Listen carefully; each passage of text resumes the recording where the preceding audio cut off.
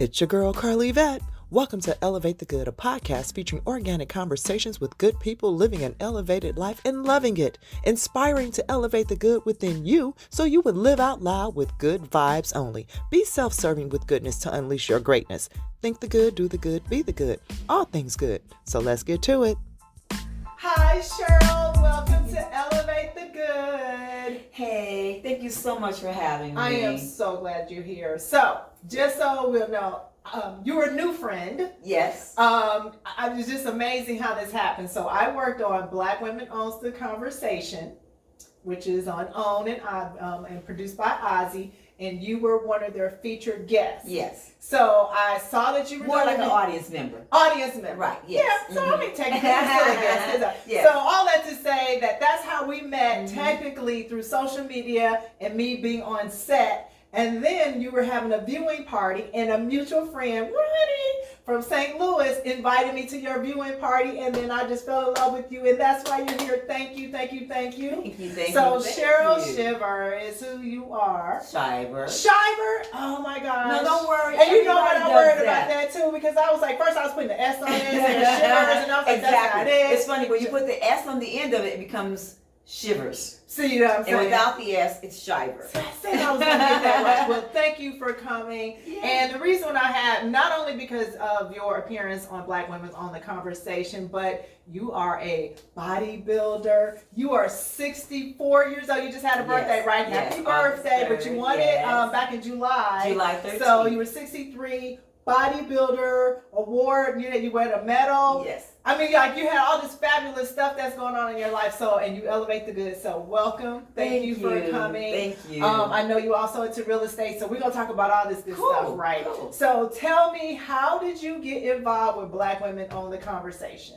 It's really interesting. They had actually sent out emails and talking about the show. I believe it was Hilton Casting. Okay. But a friend of mine suggested to someone, you need to look at this young lady's Facebook page, see what she's about. I think you guys would really like her on your show. So I literally got a phone call out of the blue. Wow. So I got a phone call, and I did an initial phone interview, and we just talked about everything. I mean, about everything under the sun, and we were laughing and talking. He goes, I really love your energy. I'm going to put a check. I'm paraphrasing now, but I'm going to put a check mark by your name. I want you to come and interview with the producer or with the production team. And so that's really how it started. And then from there, we went, they set a date for us to come, and we met over at the, I can't think of the name, I can't even think of the name of the place. The Black-owned meeting place where everybody meets. The gathering spot? The gathering spot. Yes. So we had an interview at the gathering spot. There were about 20 of us there. And again, they just asked us all these just questions and wanted us to just be open and don't hold back and, just say your truth. Speak your truth about the questions that we're asking you. So went through that process and made it through that process, and then that's how it happened. So now I'm on set while the show is being shot. Right. Hence and therefore behind the scenes. So I'm actually facing you. You can't see me because I'm in black and I'm like, whatever. Okay. So it's so funny. So when you start talking, and so you started talking about your experience as a bodybuilder, but more specifically at this point, you were talking about your hair, and they made a request. Tell them what you said and what in the show, because when you started talking, I was like, oh yeah. And it was so funny because after I said what I said, it was so funny because it got edited from the show. But after I said what I said, the host Carlos, he did a spin around. He said, "Okay, here we go," because he knew I was gonna light the room up. So tell them what you said. Pretty much, they can go back and watch it on. But basically, network. What I was sharing with them was that through the competition phase, I had a young lady that helped me with my choosing the bikini and helped me with my posing once I got on stage. And she had made some suggestions to me on how to wear my hair. And she had sent me several photos. And all these photos had all the weaves and the lace and the long hair.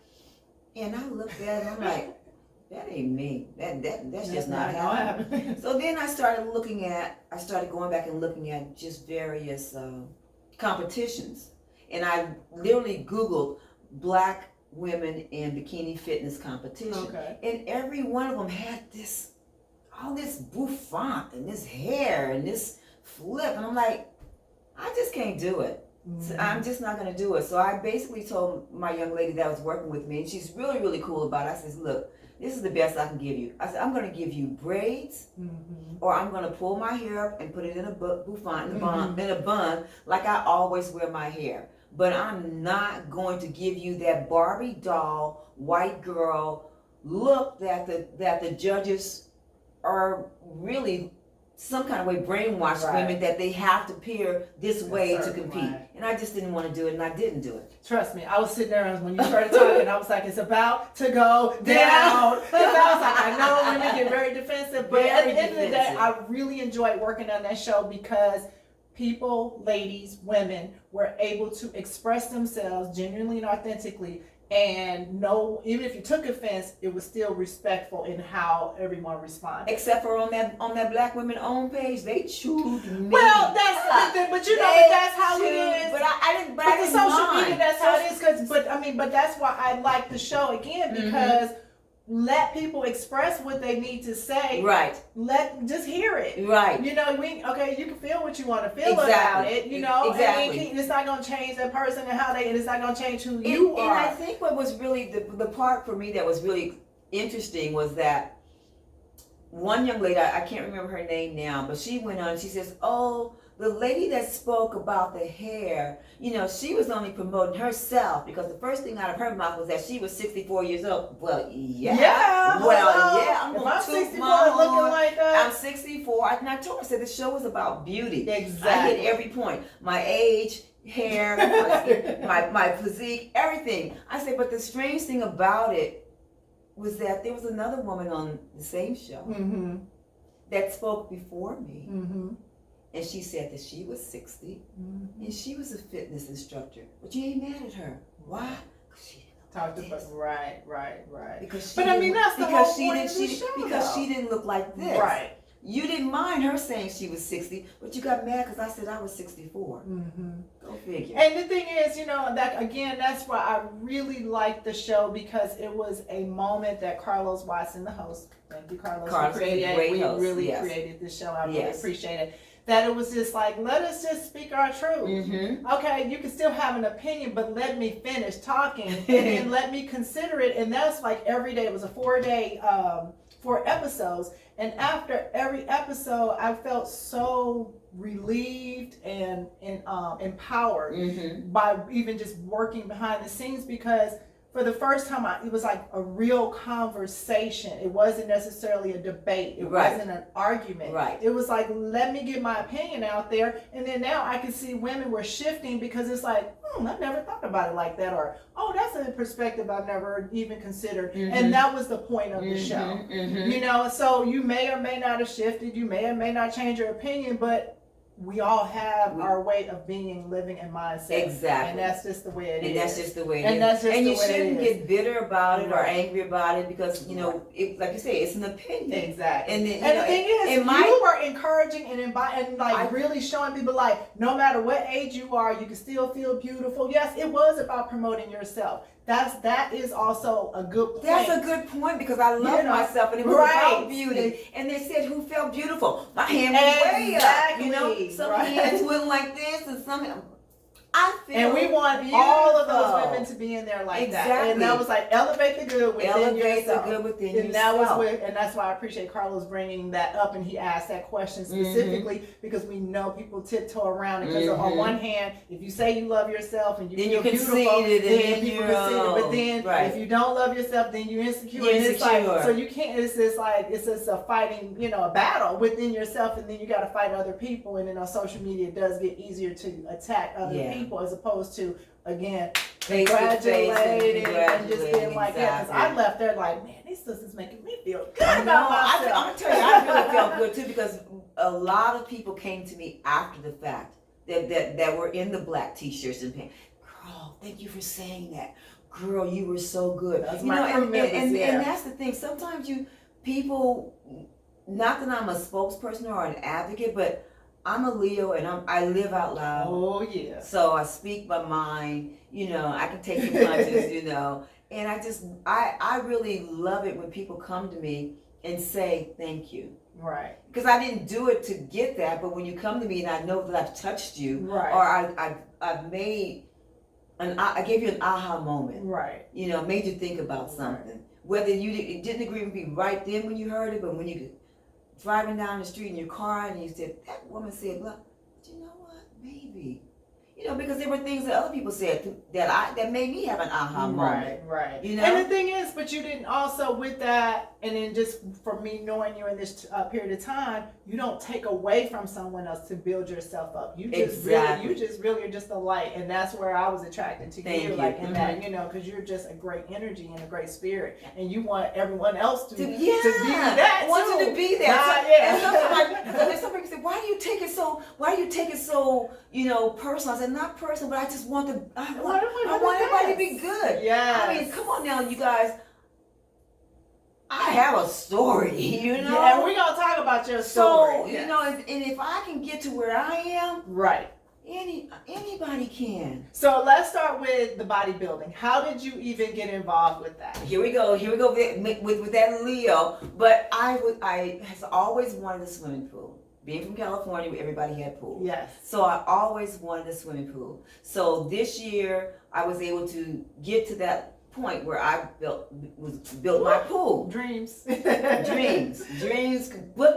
list complete. Dreams fulfilled. Okay, right. So I'm done. You know. So I had pretty much been working out pretty much all the time. For my 60th birthday, I worked out and got in really good shape. You know, and just kind of always dibbled and dabbled in working out.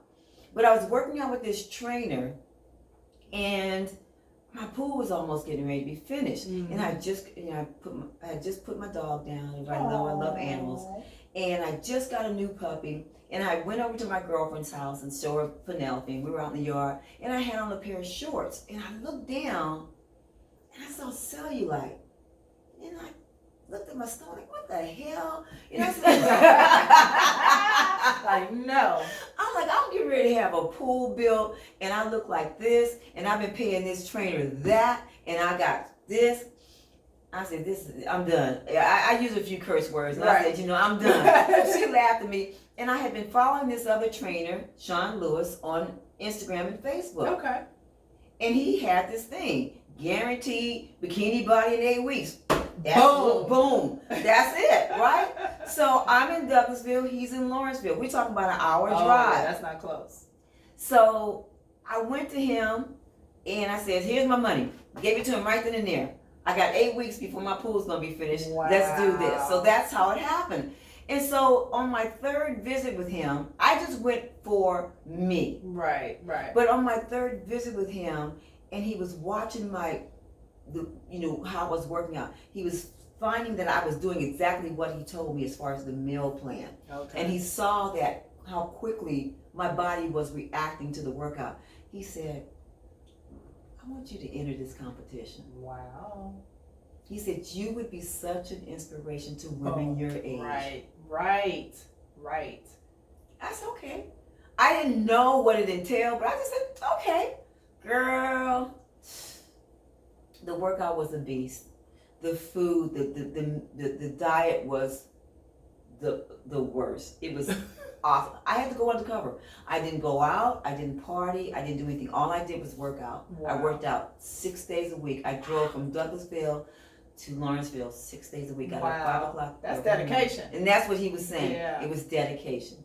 And I kept saying, I don't think I'm ready. I think I'm ready. He says, you're ready. I'm like, I still see fat. I don't think I'm ready. He said, you're ready. He says, I'm not going to put you up on stage and embarrass myself. Right. This is my reputation as well. You're ready. And we're going to do this. Right. So I went out there, and I mean, it was such a great feeling. It was such a great experience. I had like about 12 of my friends show up and support me. My son flew in from LA to be there with me.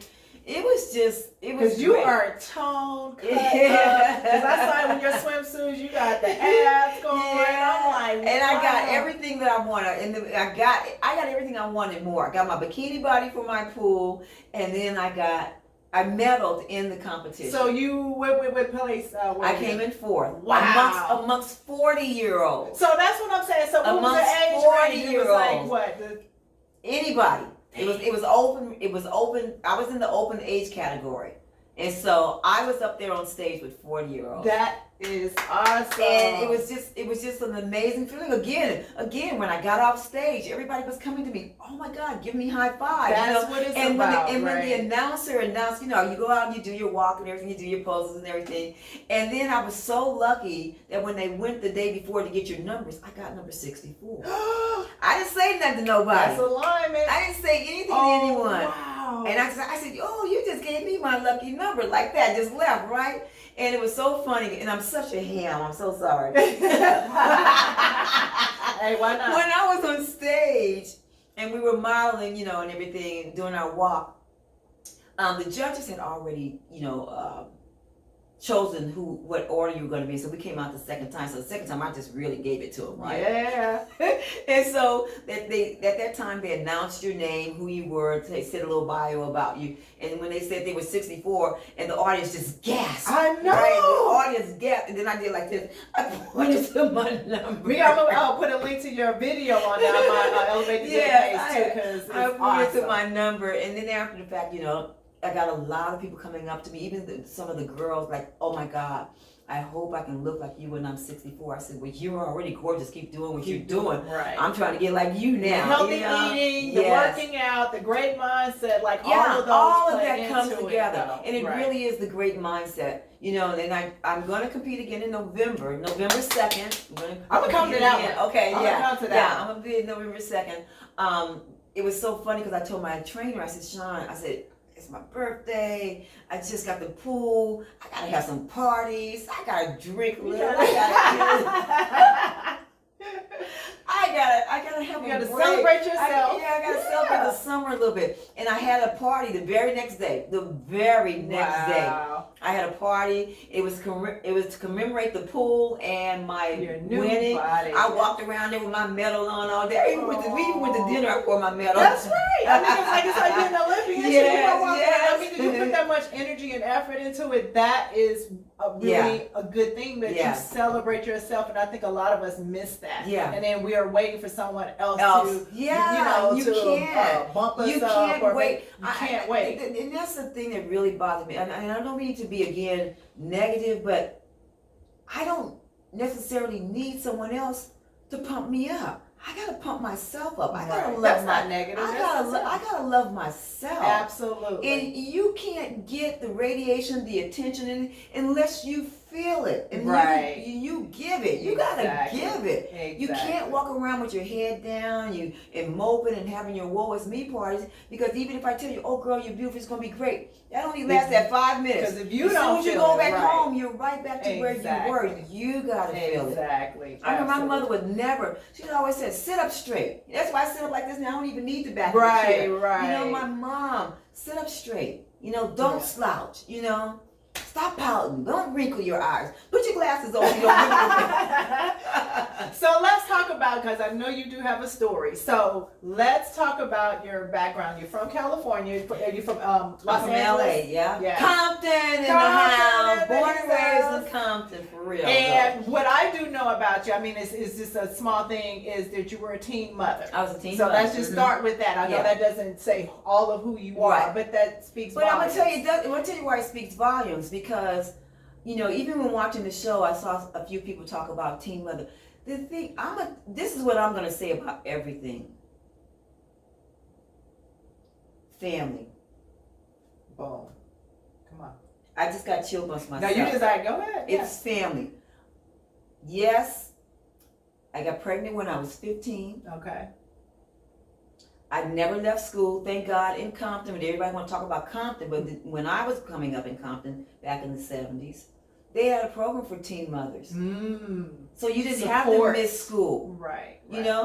I was a very intelligent young woman, just stupid with boys. Right. You know? I think we all climbing right. through the window. All like you see that movie? Climbing through the windows and climbing out the window when the door comes in. The neighbor calls, there's a man climbing out your daughter's window. I love it. Truth. Don't act like own your truth. There you go. Own your truth, okay? And so, but when I got pregnant, it broke my daddy's heart. I was the only girl, 2 brothers. It broke my daddy's heart. I know that very much so. And I also remember that they wanted me to marry this guy. Mm-hmm. And I begged them, please, please, please, please don't make me marry him. Please don't make, I promise you, I'll make you happy. Right. Don't make me marry this man. And they didn't. Good. And I didn't.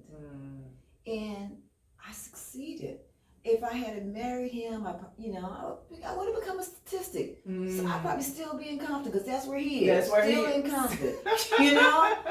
No, I wanted more for myself. Right. And I went to Teen Mothers, graduated from Teen Mothers, went back to high school. Because I had so many credits already, I didn't even have to go to school but half day. Wow. When I was a senior, I went to school half day and I worked in the office, After that, everybody graduated constantly said, where are you going? I said, I don't know. I don't want to go to college because I got a baby already. I need to make money. Right. I don't need to go to college. She said, but you're so smart. I said, I can't. I don't want to do that. His mother, his grandmother on his father's side was a nurse. They were good people, really good people. And she says to me, I found this program for you. I want you to go to this program. People, listen up. Uh-oh, here we go. I'm listening. Stop sending your kids to college and racking up all that debt. Also, as a real estate agent, I'm telling you, you get that debt, you're never going to get a house. Your debt to ratio is going to be all jacked up. But what she did to me, she sent me to Job Corps. Okay. Yeah. Job Corps, and I was scared. I don't want to go to no other state. She said, no, they have them right here in your own city. I lived in Compton, and I went to school downtown LA.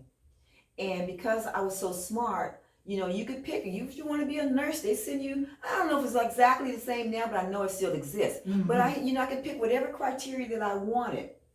And so what I asked the lady when I went in there, I said, I want the highest paying field you train in and the quickest one. I want to get it done quick and get to work. Right. I got things to do.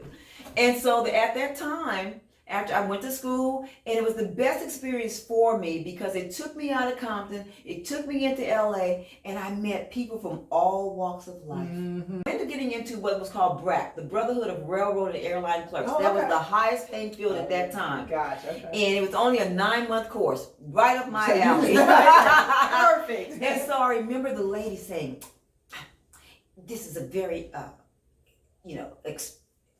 can't think of the word, high-end field, and you need to take this test, and you need to score X amount of money, X amount of points on this test in order to get into that class. I'm like, you must think because I had a baby, I'm stupid, All right. I went in there and I aced that test, and she had to put me in that class. I just show you, we aren't all stupid just because we have kids, babies at a young age, and because we're from Compton, we're not all stupid. So I aced the test, put me in the course, and I had to go to the course.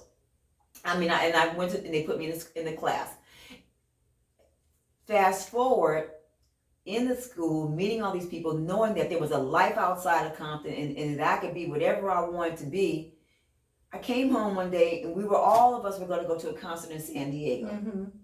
And baby daddy, we didn't call them baby daddies back then, but baby daddy was mad because I was moving. I was doing things. I was doing things, right? But again, his family were very good, and I had dropped my son off to spend the weekend with him because I was going to go to the concert. And so he came by the house and he says, you got to come up and pick up baby Josh. I said, I don't have to come and pick up nothing. I've always had a mouth, y'all. Right. Even at 16, I had a mouth. I always had a mouth. Leo. And so I'm telling him, no, I don't. Your sister has him. He's good. You're not babysitting. Karen's babysitting. And, as a matter of fact, I'm breaking up with you. Oh, okay. As a matter of fact, I'm breaking up with you. I know that I'm going to be somebody, and I'm moving and shaking. I'm going places, and I'm getting up out of Compton, and blah, blah, blah. But we were not, I take that back, because I was already out of Compton. My parents had moved us to the burbs. Ooh. We were in Downey. You elevated the good, right? My parents had already elevated the good. We were in Downey, California, the first blacks in Downey, California. My son was the first black prom king in Downey High School. Yeah, so we broke some barriers down there. We had rock stones around windows as well. Wow. Not Negro, but N-word go home. But we made it through there. My mother still lives there to this day. But we were in Downey, and I was just telling them, in so many words, I'm gonna do things. Right. I've met new people that my doors are opening for me. And you're not doing anything. You still low ride and all that kind of stuff. I got to move on. And as I'm saying that, I'm closing this sliding glass door, and there was just enough room left. Pow! He clocked me. And what? You just hit me? I remember that, and I walked, and I went up 2 steps to go into my mother's room, because it was a recreation room, 2 steps up, bathroom, then my mother's master. I made it to the top of the stair, passed out, fell back, hit the back of my head on the pool table, knocked out cold. And then what happened? You woke up and Isn't this a good story? So from that point, I'm knocked out. And I like to tell this story too, because I'm unconscious. And that's when I tell people, I got so much to say. When people are unconscious, they still hear you. So when you go to visit your people, say nice things, say sweet things. Don't say, oh man, you're fucked up. Right. You can't move your foot. What the hell? Because sometimes they can still hear you. Well, I could hear what was going on, but I couldn't vocalize. So what had happened, he had picked me up, and they took me and set me on my mother's bed. And I remember him kissing me, trying to make me wake up, kissing me on my forehead. And all I could say I'm hearing myself, get your freaking lip off me. Like, I would beat you if I could. Right, that's what I'm saying in my brain, but my mouth is not operating, the words aren't coming out. Right. And some kind of way, my youngest brother came. My oldest brother was gone. My mother was at work. My father was not home. And my youngest brother came with a baseball bat and chased him out. No big deal. I'm sure. I mean, he was. Everybody was scared. We didn't know what was going on. I think I must have been about 18 or 19 at the time. And he left, and here we are, the first blacks in the neighborhood. Here's the ambulance coming to take. Here's these Negroes coming and causing all this havoc. You know. And so, long story short, we got through that, and I had to wear a brace on my neck. I didn't press charges on him because I got out within 24 hours. I think it is something like that. And but he couldn't come across the bridge. He couldn't come into Compton across the bridge to Downey, so they had the restraining order on him and everything. But I tell that story because I didn't get the job at the railroad, because I was out for, I don't even remember for how long, the time I was out in bed. And then one day, I got a call. It said, we got a job interview. I snatched it. I know that's right. I'm tired of laying up in this bed. I snatched that neck brace off. I went to that job interview. I passed the interview. I'll just say I interviewed at 11 o'clock on a Monday. I started work at 2 o'clock that morning on that Tuesday. Wow. And I worked on that job for 31 years, retired with full benefits at the age of 5. Oh, baby. You retired at 50. See, that's what I'm talking about. So when I don't leave the house, I still get a check. Wow. That's a good story. Direct deposit. You did that. So sometimes I just get angry when I see people saying what they can't do. 15, y'all. No college degree, and I make more money than a lot of people with these degrees. I made more money than most of my bosses. Right. Because I was a teamster in Cali. We were union. Wow. I ain't gonna tell you what my check looked like every month. Look, put something in my face. Okay. So I'm just saying. You retired at 50. And I retired at 50. So because now you're working technically, but you're doing real estate for yourself. So how is that? Like, how did you transition into that? Well, what's so funny, because even when I was working in California, I always knew that, well, you already knew when you could retire, so I knew I was going to be retiring early. Wow. So I got my real estate license when I was still working full time. Gotcha. And so I dibbled and dabbled in real estate a little bit in California part time. But even then, my boss there, Carl Worstein, who I love, and I had the best brokers. And he said to me, "You could be a centurion. You got this." Wow. He said, "You should quit your job and come and be a full-time real estate agent." But I was smart again. I'm like, I got a baby. Right. I'm a teamster. I don't pay for my medical. I don't pay for my dental. Gotcha. I get direct deposit. I ain't going nowhere. I got a guaranteed income. I ain't going nowhere. Because he used to get mad at me because I would always call my job at airport my real job. He said, "No, real estate's supposed to be your real job." I said, "No, that's my real job. Right. That's my real job." So I had a really good life. Wow. So because you're Cheryl, the deal closer. Cheryl, the deal closer with Floyd Realty Advisors. I've been with them about maybe 10 years, 11 years. But it took me a time because the real estate market in Atlanta was different than in California. Yes. So I was really scared about losing my license. Let me just sit here for a minute and see how this really works. Right. And then probably by my 6th year, I kind of really got it. And, I got the best broker in the world. Awesome. I mean, he mentored me. I rode around with him. I listened to his lingo, but then I took it back to my lingo, and I've been very successful the last couple of years, and I'm kind of thinking about winding it down because I'm getting ready to draw my SSI first of the year. Oh, I love it. You're just living your best life. I'm living my best life, that is but awesome. understand it was not always great. Right. I've had hard times. I'm sure. I've been depressed. Yeah. I've been on the floor in the ball crying and rolling the ball over some Negro. Right. I've done all that stuff. I've done all that stuff, Right. But at some point, you just gotta say enough. And to even go further in your story, let's talk about your wonderful son. That's what I'm saying. I'm a blessed. Because you got a story. So as I was so getting to know blessed. you, I came upon the story about your son and his unfortunate situation where he was incarcerated. So let's start with the first part, because this is or in addition to, I was already happy about your story, like, oh my gosh, she's 64 and she's doing the thing. But when I saw your story about your son, or his story, right, and then you can still be where you are to say, I'm living my best life. Yeah. So the story about your son, he was incarcerated, and why? Okay, my son got caught up in a drug sting in Los Angeles.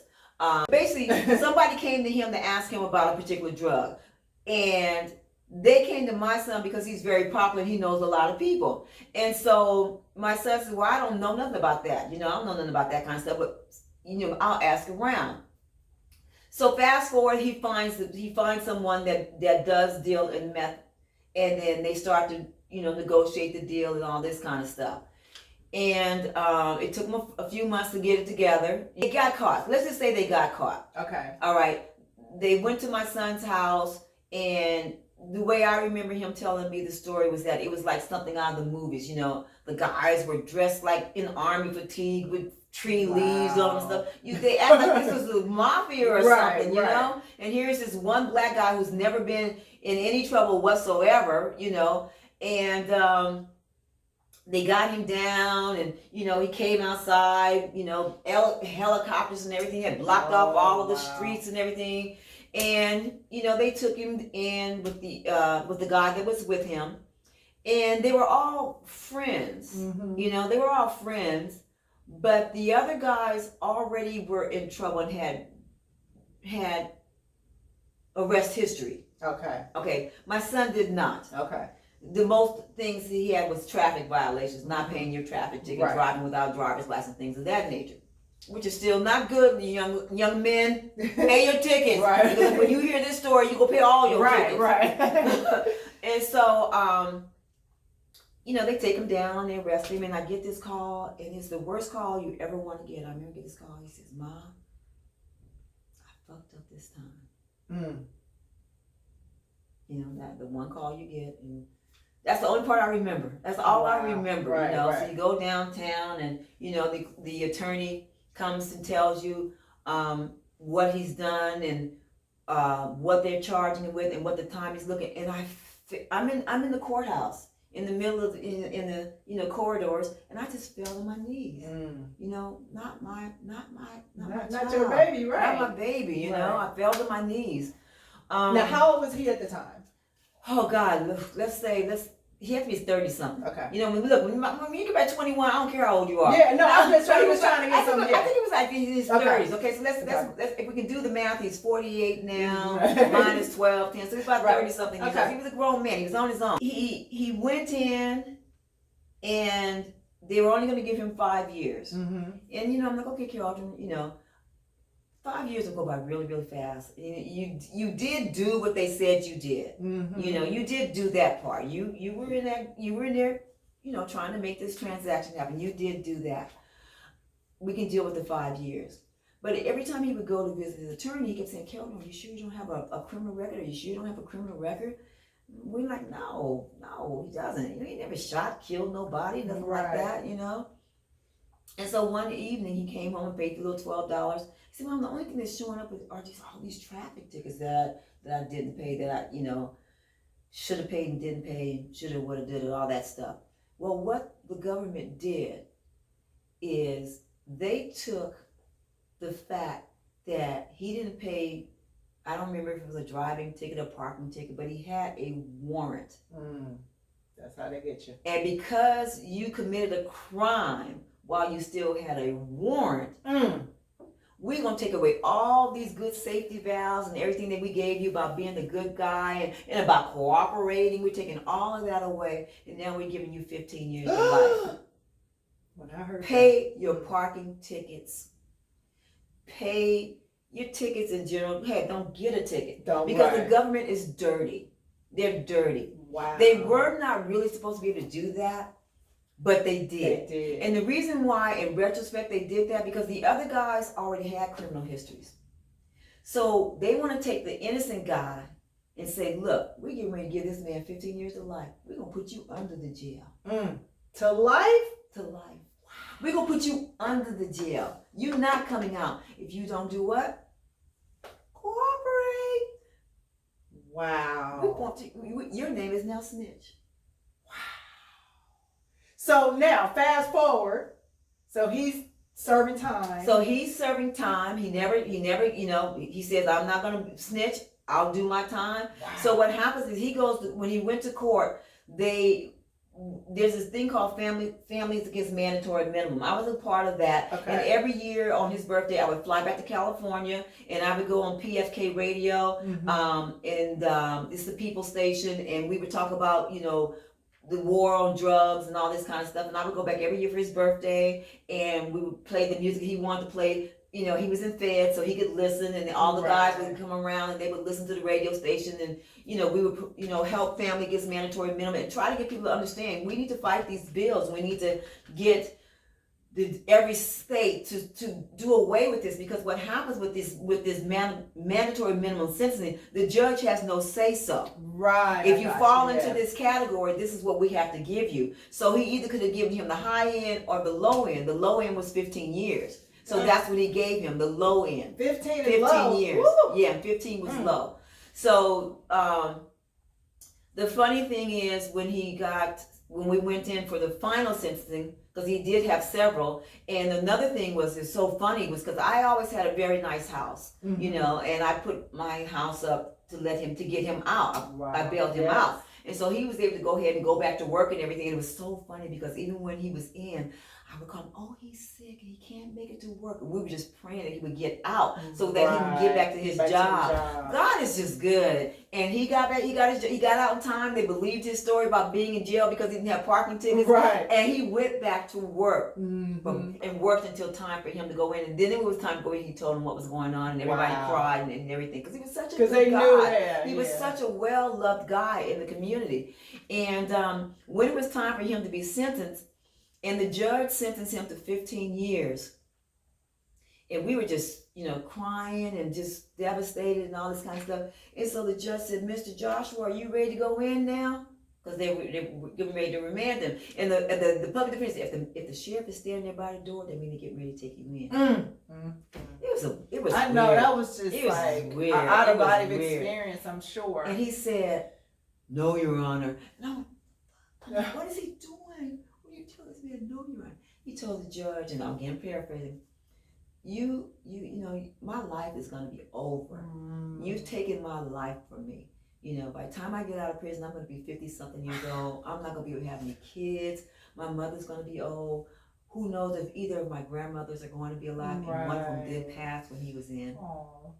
And he says, I'm not ready, Judge. He said, I just need one more big party. You see all of my friends here supporting me? We just need one more big party. We could party like it's 1999. Right. He said, I need to party like it's a family reunion. No, Your Honor, I'm not ready to go in. And the judge looked down. He looked up under his glasses while he was talking. He looked down. He gave him, I think it was 3 more months. He let him go out. And what? Yes, because they knew. They knew. Yeah. You know? That's something saying they knew it wasn't. Yeah, that was extreme. This is the wrong guy we're doing this to. This is what I take. This is the extreme. Right. There were even some of the girls that were the undercover people. They were in the back crying. Like, why are you crying? You did this. You got your nose is snotty as mine, but you did this. Wow. You know, it was awful. It was just really, really awful. So now you're fighting because I think it was like a 10-year period. Or it was 10. He ended up getting there. He ended up in there for 10 years, but he was a model prisoner while he was in there. Everybody loved him. He served 10 years. Wow. But what happened was Barack Obama and why I can't think of the man's name. Holder. Mm-hmm. They put out a call. Every federal prison across the state, we need you to submit all of the names of inmates who were sentenced under the mandatory minimum guidelines. Okay. Because now they were giving people less time for the same crime. Because this was in 2016, right? Okay. Right. Less time for the same crime. So we don't want to leave these people in there that would have, had they been sentenced today, would have already been out. Wow. So they put a nationwide call out. And so his public defender submitted his name. Felt bad, you know, right. But it was, his hands were tied, you know, and he submitted my son's name, and you know, we were just in limbo because you didn't know what they were looking for, right. What the criteria were, anything. But then we got this young Andre Townsend. He got it, and it's almost like the Innocence Project, right? Mm-hmm. He got my son's file. That man went to work. He went to work. He did all of his investigating, went back and checked on his childhood, went back and looked at, character witnesses and character letters, looked at his history in prison. And I think he wrote something like a 170-some-odd page report. Wow. And submitted it to the committee, to Barack's committee. Mm-hmm. And we waited. And I'm watching the news and I'm seeing 200 people. Barack Obama just commuted 200 sentences. My son's name's not in it. Right. Barack Obama gets his name in. Then it's getting close to the time when Barack is leaving. I'm getting chill bumps again. You know, it's on I think on the day before Barack was finished with his numbers that of people he's gonna give. My 60th birthday coming up. I'm out at the mall and I'm shopping. And I get this call. And when my son calls in federal prison, it just shows his Kelvin, you know, and right. I pick the phone. But this was a 213 number. And I knew it was coming from the prison. Right. So I picked up the phone. Right. So I picked up the phone and he's just laughing. And I'm like, did you get it? And he just laughing. I said, did you get it? He just kept laughing. I said, boy, did you get it? I said, wait a minute. Don't answer me. I'm in the mall. Do not answer me. I started running through the mall and I head out Macy's and people are looking at me like I done stole something. Not going to Douglasville in the mall, running, you know. So I'm running out of the mall, I run through Macy's, and the people come out with me, some of the employees and some of the patrons just wondering what's wrong with this woman running with this phone, running out the mall. And I do have a bag in my hand, right? So I'm running. And then the little goat, you know, the little mini cart, the golf cart. Right. He pulls up. Everybody pulls up. And by this time he's saying to me, yes, I got it. And I just started screaming. I fell to the ground. And I'm out in the middle of the mall parking lot. I said, President Barack Obama just commuted my son's sentence. And it's my 60th birthday. God. And everybody started you got my son again. Oh my God. I cannot even imagine what that moment was like. I mean, I know you're telling me, but. And I can't. I even still went on with my party and had a good time. But I think I love my son so much. Through the whole process, I remember him saying, Mom, you're moving to Atlanta, you're never going to come back and see me. I went to see that boy every month. I say boy, but he was a man. He's my child. I went to see him every month in the beginning. Then I went, the trips got to be expensive, but I never not, twice a year at least, I went to go see him, and always on his birthday, and always on Christmas, I was there, and we had, the love doesn't stop. The love doesn't stop. We had such a great relationship. And one thing he taught me, I think one time I was dating this guy out here, and again got my little heart broken, and I was trying to cry to him. He said, "Oh, don't you pick up the phone and call and cry to me about nothing. I'm laying up in bed with 13 of them, and you don't have nothing to be depressed or sad about." Right. None of that. Stop. That is amazing. Stop. That is and amazing. From that day, I just picked myself up and said, you know what? You're right. I got to show you that life is wonderful. Right. I got to show you that the world is kind and beautiful and good, and that your mama got it going on and she happy. Right. All the time happy. That's what for him to come home. So him to come to. Yes. And I said, I'm going to look better when you get out than I did when you went in. Wow. Yeah. And so I started to become the party animal. I started hosting all the I started going to all these places. I started going to all these concerts to give him the footage to show him, because you can send them, pictures and all. So I wanted to show him everything that was going on. Right. Everything is good. Everything is hunky dory. That's an old saying, but everything is copacetic. Right. I just wanted to show him life is good. And then also, just my take on it, I get from it is also that he can see, although he experienced this thing and he didn't want to take his mom through it, that I'm okay. Right, that I'm okay. So he doesn't have to come out feeling this extra level of guilt and my mom is so awful now because I took her through a thing. Yeah. You know and what I mean? You love him and forgiveness and all those things. And every time for the first couple of months when I go to visit him, he would say, Mom, I'm so sorry. I said, Keldrin, don't you apologize to me one more time. I said, because you didn't do nothing wrong. I said, it's the system. I said, you're not supposed to be here. Are you still fighting the system, working with the advocacy group? I would like to work. Let me this is the funniest thing. When I moved to Atlanta, there used to be a Family Against Mandatory Minimum Sentencing headquarters. And I was speaking with Julie. I can't think of Julia's last name, but we would talk all the time. I said, I'm moving to Atlanta. I'm going to work there with you guys. Before I could even get here, it closed down. I said, what happened? She said, nobody in Atlanta would come. Are you freaking kidding me? There is not one here in Atlanta. As many people that I know that are in jail here, you got all these incarcerated people here, and you guys don't want to take the time to even go and work or even support a facility that was there for you. Wow. Deep. That was really deep. And another thing, when I came here, I said, there's so many activists out here. I brought my son's entire file out here and sent it to a couple of attorneys out here, and they said, you know what? Your son was actually, he was railroaded. They should have never been able to use those warrants, those traffic tickets to enhance his sentence. Yeah. But they did whatever they did to get those other guys. So I just don't like politics anymore at all. And I'm not saying that I'm giving up, but I'm just saying everybody's, not going to say everybody, I don't want to say that, but there's so much being bought, and I can only do so much. Even as a politician, I can only go so far because my hands are tied. I can only do so much because I can't beat this battle. You sign a bill and you think that this is going to be an enhancement for you, but then they tacked on this other little bill that you don't even know about now. Or just even the personal relationships amongst politicians or things that we don't, that their careers are on the line and things that you just have no control over. My son's public defender said, initially, he said, Keldrin, if I had got anybody but Judge Lou, we would have had even a better chance. Judge Lou hates me.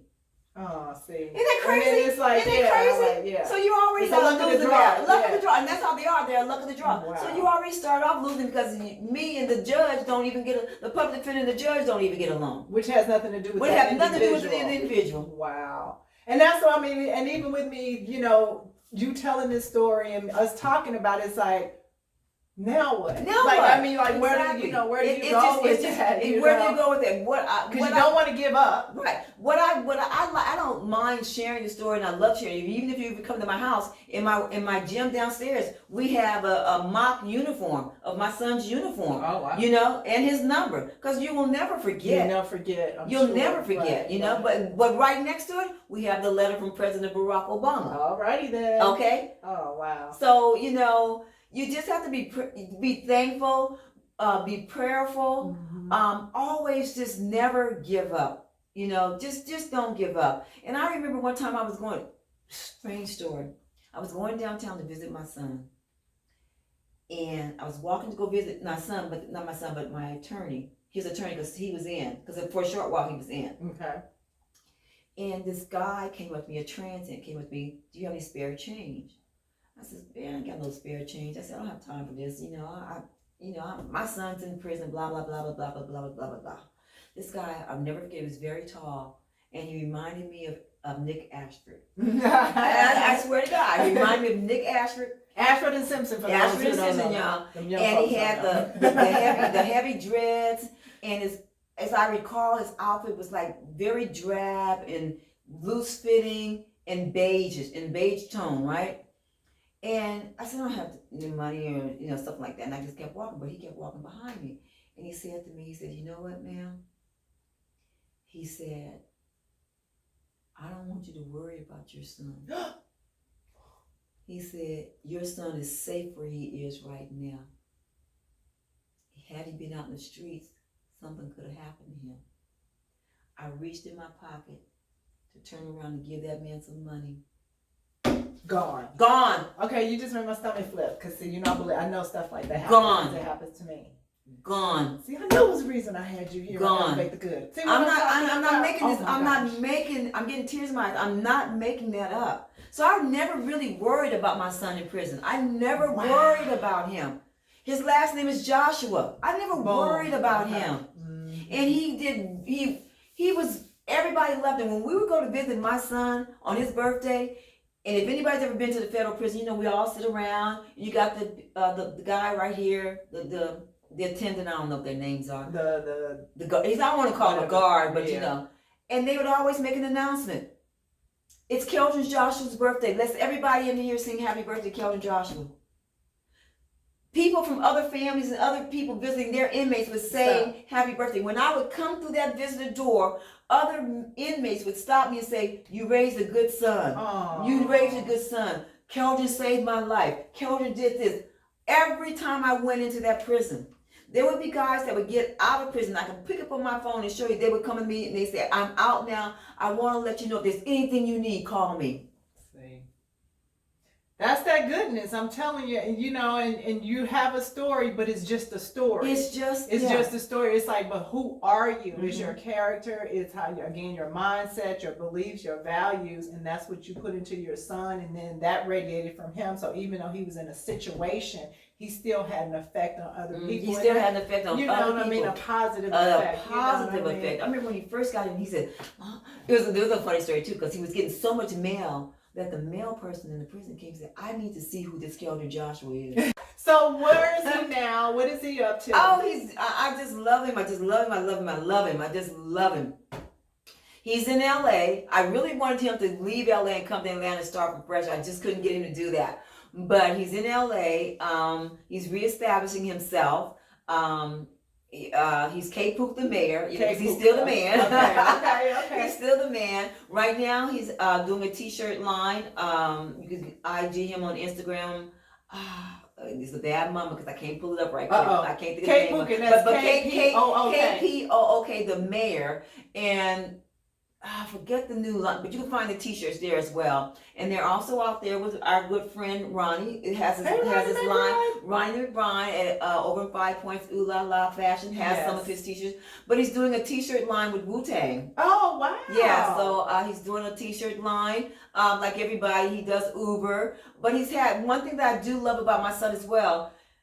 He has never been without a job since day one he got out. And it disturbs me that the press and even, well, I won't even say that, but the press will always want to show that when inmates get out, the struggle, that they don't have a place to stay, that they can't get a job, that they don't have a car. You know, again, I think maybe it's about family values and just about who you are, because he had great friends. His friends saved the position for him when he got out. His first job was at Lauren Shoes in Santa Monica Promenade on the freaking beach. Wow. He worked there till they closed the store down. So that was his first job out of federal prison. But again, it's about who you are and the character, so people were willing to. My ex-fiance and his new fiance drove from Vegas to give him a truck so that he would have transportation to get to and from. That's awesome. That is awesome. That's elevating the good. Elevating the good. That is. He has gone back to schools and have helped challenge children to show them how to DJ. He was there. He went back to the schools, and it's on IG, and showed them how to DJ, and they were dancing. And it was just. So he's giving back. He's giving back. Yeah. He's giving, and no pay. You know, he had a girlfriend that was a teacher, and she teaches disabled children. And so he said, "Can I come and help them? Help you help them?" And so for a session, he would teach them how to DJ, and then they put on a show at the school. The parents came and they DJ'd and they did the little, you know, what do you call the dancing that you go on your head and stuff? Yeah, the break dance. They were doing all the break dance and stuff. It was really cool. So I mean, not to be bitter and not resentful. Oh, you would never see, never. Wow. You would never. People. He always has that Colgate smile. He's always smiling. When I say always, people will just come to him and start talking to him and say, "I knew," and he would tell them who he is or what he's been through. They would say, "I know there was a reason why I came to talk to you." That is amazing. I love this story. Because now you all in the end, so you're going to be hosting or one of the hosts for the mayor's ball. Oh God, so tell me about that. How did you you know, I have great interviewing skills. Clearly.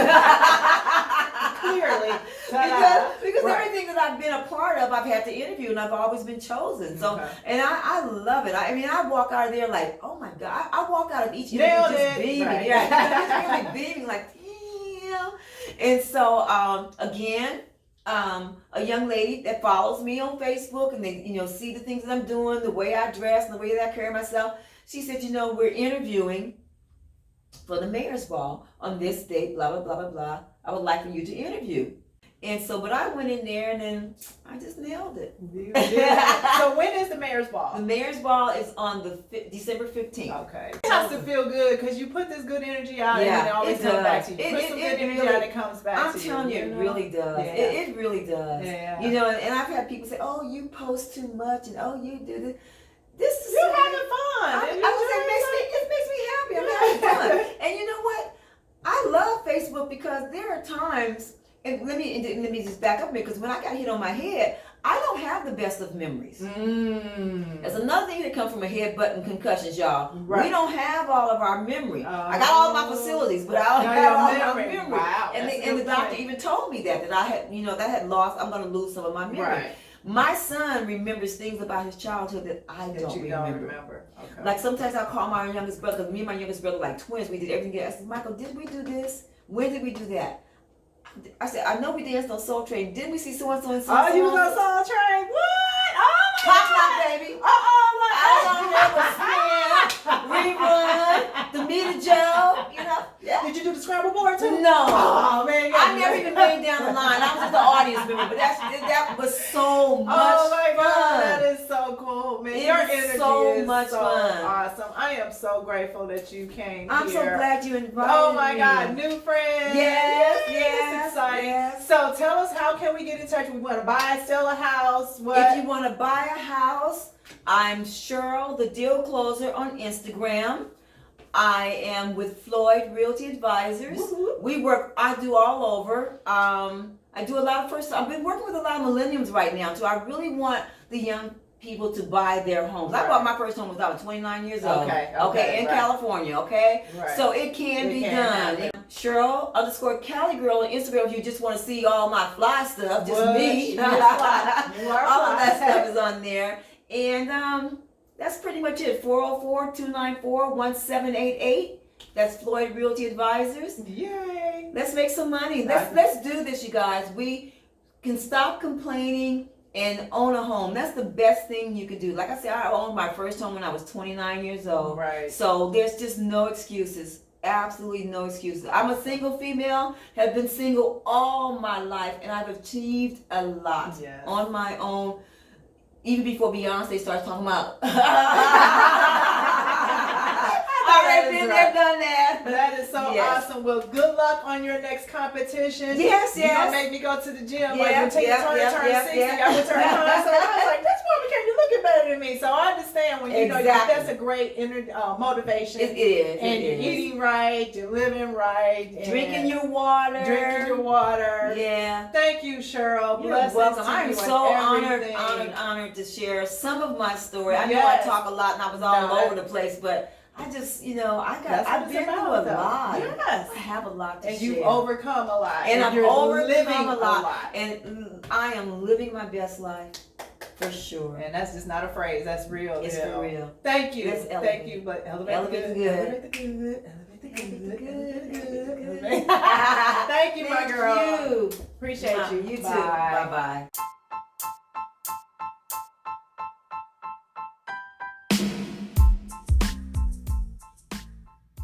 We've come to the end of a good time. Thanks for tuning in, and I hope you're feeling elevated. Make sure to hit the thumbs up, leave a comment, and subscribe to this channel, and ring that bell below for episode notifications. Until next time, remember to elevate the good, elevate the good, elevate the good, elevate the good. Bye!